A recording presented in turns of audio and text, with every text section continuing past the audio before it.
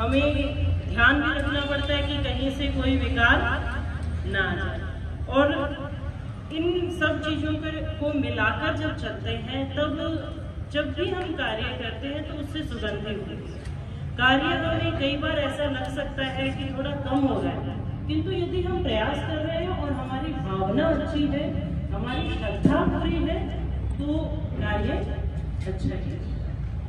बस एक थोड़ा सा निवेदन था अपनी बात शुरू करने से पहले कि मैं हूँ या दूसरे साथी जी हूँ या कोई भी, तो हमें कृपया गुरु पद से संबोधित मत कीजिए। साथी जी हैं, जैसे आप गुरु महाराज के शिष्य हैं, ऐसे ही हम भी उनके शिष्य हैं, तो हमें गुरु शब्द से संबोधित ना करें। उसमें थोड़ा सा एक क्या कहें, जहाँ का मिले ना मिले आसरा से, जहाँ का मिले ना मिले मुझको तेरा सहारा सदा चाहिए। चांद तारे फलक पर दिखे ना दिखे, चांद तारे फलक पर दिखे ना दिखे मुझको तेरा नजारा सदा चाहिए। मिले आसरा से, जहाँ का मिले ना मिले मुझको तेरा सहारा सदा चाहिए। जग में खुशियाँ है गम और ज्यादा है गम, जग में खुशियाँ है गम और ज्यादा है गम, जहाँ देखो वहीं पर है भरम ही भरम, जहाँ देखो वहीं पर भरम ही भरम। मेरी महफिल में शम्मा जले ना जले, मेरी महफिल में शम्मा जले ना जले, मेरे दिल में उजाला तेरा चाहिए। मेरी महफिल में शम्मा जले ना जले, मेरे दिल में उजाला तेरा चाहिए। आसरा से, जहाँ का मिले ना मिले आसरा से, जहाँ का मिले ना मिले मुझको तेरा सहारा सदा चाहिए। कभी वैराग है कभी अनुराग है, जहाँ बदले है वाली वही बाग है। कभी वैराग है कभी अनुराग है, जहाँ बदले है वाली वही बाग है। मेरी चाहत की दुनिया, मेरी चाहत की दुनिया बसे ना बसे, मेरे दिल में बसेरा तेरा चाहिए। आसरा से, जहाँ का मिले ना मिले आसरा से, जहाँ का मिले ना मिले मुझको तेरा सहारा सदा चाहिए। प्रभु तेरा सहारा सदा चाहिए। की बात पे आगे बढ़ेंगे। अभी युवाओं का शिविर हुआ, और चूंकि मैं युवा संगठन को देखती हूँ तो आपके सामने उसी की रिपोर्टिंग रख सकती हूँ। तो आदरणीय हमारे लवराज पात्रा जी और आदरणीय गोविंद पात्रा जी, आदरणीय लवराज पात्रा जी ने सबसे संयोजन करके सभी जगह से मीडिया के माध्यम से, संपर्क संवाद के माध्यम से पूरी व्यवस्था को बनाने में भरपूर सहयोग किया। और आदरणीय हमारे गोविंद भ्राता जी के नेतृत्व में सुदूर पश्चिम में युवा नेपाल समिति का कार्य आगे बढ़ ही रहा है, आप सभी को पता। तो इन्होंने मिल करके, जुट करके एक अच्छी टीम यहाँ से लेकर के गए, और उन युवाओं से मिलकर के मुझे बहुत अच्छा लगा, बहुत प्रसन्नता हुई। और उस कार्यक्रम के दौरान आपकी जानकारी में होगा कि भाइयों का अलग हुआ, बहनों का अलग हुआ। तो अलग अलग प्रश्न परम श्रद्धेय आचार्य श्री महाराज के सामने उन्होंने रखे, अपने समाज से जुड़े हुए, चीज़ों से जुड़े हुए। तो एक ये बात भी आपसे शेयर करते हुए प्रसन्नता है कि आचार्य श्री महाराज को अच्छा लगा कि युवा नेपाल समिति का कार्य अच्छी गति से आगे बढ़ रहा है। अभी हम 2-3 सालों से लगातार पुरुषार्थ कर रहे हैं और कहीं ना कहीं थोड़ी से हमारे अंदर कभी कभी ऐसी भावना आ जाती थी कि युवाओं को कहाँ से लाएं, कहाँ से तैयार करें। तो अभी बहुत अच्छा एक शिविर हुआ जिसमें आपको पता ही है, कहीं फेसबुक से कहीं प्रचार नहीं हुआ, कहीं आप लोगों के ही सहयोग से अपनी पतंजलि योग समिति, महिला पतंजलि योग समिति का जो परिवार है और युवा नेपाल समिति के जो कार्यकर्ता है उनके माध्यम से बहुत अच्छी संख्या जुटी। इसके लिए आप सभी का बहुत बहुत धन्यवाद और आशीर्वाद से आप सब लोगों की। और उस कार्यक्रम में बहुत ही ज्वलंत समस्याओं को सुनने को भी मिला कि जो युवाओं ने आचार्य श्री महाराज के सामने रखे बहुत सारे विषय, इसीलिए आपसे शेयर करना चाहती हूँ क्योंकि हम इसी समाज में रह रहे हैं। और उन्होंने यहाँ, मुझे नहीं मालूम था, मैं यहाँ कार्य करती हूँ, थोड़ी थोड़ी स्थिति मुझे पता थी, किंतु फिर भी इतनी विकट परिस्थितियाँ बनती जा रही हैं कुछ स्थानों पर, तो हमें जहाँ हम रह रहे हैं वहाँ भी हमें सावधान रहने की जरूरत है। जैसे आदरणीय भ्राता जी हमारे दोनों थे वहाँ, तो एक युवा ने प्रश्न रखा आचार्य श्री महाराज के सामने। तो युवा भ्राता जी 10वीं कक्षा में था या 9वीं 10वीं कक्षा में चर्चा रहा, उसने अपनी बात रखते हुए बोला कि जब हम योग करवाने जाते हैं अपने स्कूल्स में, कॉलेजेस में, तो लोग हमें, जो हमारे प्रिंसिपल हैं या फिर हमारा जो मैनेजमेंट है, और वो मना करता है कि ओंकार की ध्वनि मत करो। और ओंकार की ध्वनि यदि हम करते भी हैं तो बहुत सारे जो सनातन धर्म के लोग नहीं हैं वो कक्षा छोड़ के चले जाते हैं, वो विद्यालय छोड़ के चले जाते हैं। मुझे इतनी विकट परिस्थिति नेपाल में है ये नहीं मालूम था। ये स्थितियाँ कॉन्वेंट स्कूल्स में मैंने भारत में सुनी थी, भारत में देखी भी थी, किंतु आज हमारे यहाँ भी ऐसी स्थिति है। एक बहन ने, अभी बहनें यहाँ क्योंकि ज़्यादा बैठी है, बहन ने बात रखी, वो बहन शायद नेपाल में कहाँ की थी, उन्होंने अपनी बात रखते हुए कहा कि जो हमारे यहाँ मुस्लिम्स दुकान वाले हैं या वो क्या करते हैं कि हिंदुओं की दुकानों से सामान नहीं लेते और उसका विरोध करते हैं, और हम जो हिंदू हैं वो मुस्लिम्स की दुकान से सामान लेते हैं। तो ये समस्याएं कहने सुनने में आज बहुत ही विकट परिस्थितियां हैं, कहीं कहीं अलग अलग जगहों पे बनती जा रही है। तो युवा नेपाल समिति का जो मिशन है वो ये मिशन है कि संस्कारों को भी लेके चले, अपनी संस्कृति को भी कैसे हमें संरक्षित करना है, संस्कृति के प्रति गौरव कैसे रखना है, उसको संरक्षित कैसे करना है, और इन दोनों को साथ में रख करके हम अपने राष्ट्र को कैसे आगे बढ़ाएं। क्योंकि यदि हम अपनी संस्कृति को नहीं रक्षित कर पाए, जो हमारी संस्कृति है, हमारे पूर्वजों की संस्कृति है, तो आगे आने वाले समय में हम अपने राष्ट्र को कैसे बचाएं।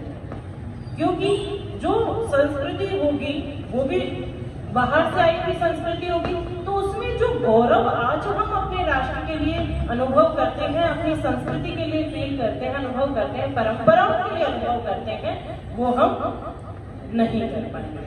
तो चाहे हमारे युवा, तो मुख्य जो संदेश था आचार्य श्री महाराज का, वो क्योंकि आप सभी बड़े हैं और आप सबको इस बात की जानकारी होनी चाहिए कि परम श्रद्धेय आचार्य श्री महाराज का, परम पूज्य स्वामी जी महाराज का जो बड़ा संदेश था वो ये था कि हमारे युवा चाहे यहाँ रहें, चाहे दूसरे देश में जाए, कहीं भी वो कार्य करें, किंतु अपनी संस्कृति को लेकर के जाए। उन्हें हम अपनी संस्कृति से इस तरह जोड़ करके रखें और अपनी संस्कृति के संरक्षण के लिए अपने आसपास जब हम योग की कक्षाएं लगाते हैं तो हमारे आसपास ऐसे लोग जो थोड़े से लोभ के कारण, थोड़े से कि भोजन की व्यवस्था हो जाती है या पढ़ाई की व्यवस्था हो जाती है या कुछ रुपए मिल जाते हैं, इस वजह से जो धर्मांतरण हो रहा है उसको हम रोक सके, उसके प्रति अपने समाज में जागरूकता फैला सके और अपने जो युवा हैं वो गलत दिशा में ना भटके और अपने संस्कार और संस्कृति को लेकर के चल सके। तो ये पूरा इतने जो हमने 15 से 17 दिन इस पूरे शिविर का आयोजन में लगाया, उसका मूल विषय ये था। दूसरा जो विषय था, दूसरी जो परेशानी है वो मैं पहले भी जब आपके बीच में आई थी लगभग 1 साल पहले, तो इस विषय पे चर्चा भी हुई थी। दूसरा जो विषय सामने आया वो वही एंजाइटी, डिप्रेशन और स्ट्रेस। आज हमने देखा क्योंकि हम बहुत काउंसलिंग करके युवाओं को लेके गए थे, तो जो व्यापार कर रहे हैं, जो अधिकारी हैं, किन्हीं विभागों में प्रमुख हैं, उनमें भी वो समस्या देखने को मिल रही है। जो हमारे युवा हैं, बच्चे हैं, 9th 10th क्लास में, 8th क्लास में हैं, या फिर उससे बड़ी क्लासेस में जो है, कॉलेजेस में जो है, उनमें भी वही समस्या देखने को मिल रही है। कितनी बार भाइयों के उसमें भी हुआ, बहनों के में थोड़ा ज्यादा हुआ कि एंजाइटी अटैक, कि ऐसी स्थिति आ गई कि इन्हें हॉस्पिटल लेके जाना पड़ेगा। ठीक ठाक है, जॉब कर रहे हैं, घर में कोई कमी नहीं है, सारी चीजें हैं, आजीवन सदस्य भी बने हुए हैं, इसका मतलब ठीक ठाक है स्थिति, और वैसे भी स्थिति ठीक है, बच्चे हैं, सारी स्थितियां हैं, किंतु इस तरह की मानसिकता, इस तरह की स्थिति, माहौल बना हुआ। तो हम जो कक्षाएं लगाएं, एक तो हम पूरा प्रयास करें कि अपनी जितनी एनर्जी हो सकती है उतनी लगाएं। अभी जैसे महिला विकल्प योग समिति का शिविर हुआ है, तो जितनी भी माताएं शिविर करके आई हैं, भावना माता जी से निवेदन है, कमला माता जी से निवेदन है कि जितनी भी बहनें शिविर करके आई हैं, उनके माध्यम से हम नई कक्षाएं शुरू करवा सकें। और उन कक्षाओं में जो मूलभूत हमारे समाज में अभी जो प्रॉब्लम्स आ रही हैं, अभी जो समस्याएं आ रही हैं, उन समस्याओं के प्रति भी जागरूक करें। जैसे परम पूज्य स्वामी जी महाराज है, जागरूक करते हैं और उसी से समाज में विभिन्न पक्षों में जागरूकता आती है। जो चाहे हमारा एलोपैथी मेडिसिन सिस्टम है, चाहे हमारी जो संस्कृति है, चाहे हमारे जो संस्कार हैं, चाहे जो आप यहाँ महेंद्र नगर में जो भी आप अपने आसपास चीज़ों को देखते हैं, स्वास्थ्य को लेके, अन्य चीज़ों को लेके, अन्य विषयों को लेकर के, उसमें हमें उन विषयों को अपने सत्रों में शामिल करें। तो हम योग सिखाएं, योग के माध्यम से हमें स्वास्थ्य की भी रक्षा करनी है कि हमारे जो युवा हैं, हमारी जो बहनें हैं, हमारे जो भाई हैं, पूरा समाज जो है वो स्वस्थ हो, किंतु शरीर से भी स्वस्थ हो, मन से भी स्वस्थ हो, और हमारा संपूर्ण समाज जो है वो हर दृष्टि से समर्थ हो और स्वस्थ हो। ये हमें प्रयास करना है, हर पक्षों में हमें जागरूकता मिले, ये हमें प्रयास करना है। और तो ये हमें प्रयास करना है, और इसी दिशा में आदरणीय गोविंद भ्राता जी से मैं निवेदन करूंगी कि जो हमारी, क्योंकि समिति के माध्यम से जब हम कार्यों को आगे बढ़ाते हैं तो विधिवत रूप से कार्य तेजी से और आगे बढ़ा सकते हैं। और सभी युवाओं से भी कहना है कि आप सब जो संकल्प लेके आए हो, आपने बैठना है। आपको लगता है कि आपके यहाँ से 20 लोग गए और आपको लगता है 19 भी काम नहीं कर रहे, किंतु आपने करना, क्योंकि हम करेंगे तो होगा। हम यदि दूसरों को, आपको पीछे मुड़ के ही देखें, हमें एक सूत्रीय कार्यक्रम से चलना है कि हमने क्या सीखा है और हमारे अंदर क्या भावना जागृत हुई है, उसको बस चलना चाहिए। उसमें जो सहयोग करेगा वो आपके पास जो पुस्तकें हैं वो सहयोग करेंगी।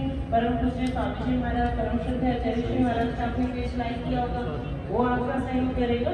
तो अपने को नया भी करना है। अभी आप जितने भी लोग आए हैं, किसी भी कार्यक्रम बना करके, और ईशु जी कार्यक्रम बनाइए और उसमें अपडेट कीजिए। जो पहले पिछले साल भी आए थे, एक रिपोर्ट भी रखिए कि आप लोगों के माध्यम से कहाँ कहाँ कार्य हुआ, किस किस तरीके से आपने किया। फिर जो नए लोग इस साल गए हैं उनको भी आप, क्योंकि इन्हें ऐसा लगता है कि हमने पहली बार योग सीखा है तो हम कक्षा लेने के थोड़ा सा ऐसा थोड़ी हो रही है, तो आप लोग इनके साथ जाइए। राजा जी भी बैठे थे, कहाँ है?